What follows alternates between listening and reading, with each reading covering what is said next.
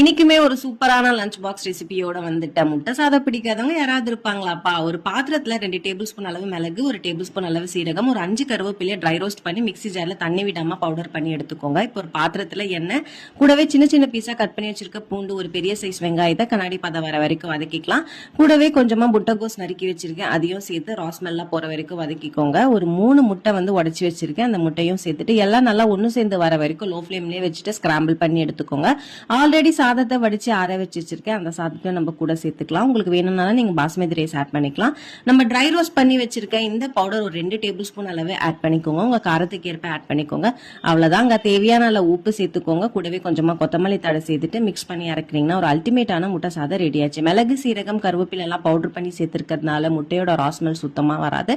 சாப்பிட்றதுக்குமே அவ்வளோ டேஸ்டியா இருக்கும். கண்டிப்பா நீங்களும் இந்த ரெசிபியை ட்ரை பண்ணி பாருங்க. இன்னொரு லஞ்ச் பாக்ஸ் ரெசிபியில உங்களெல்லாம் சந்திக்கிறேன். பாய்.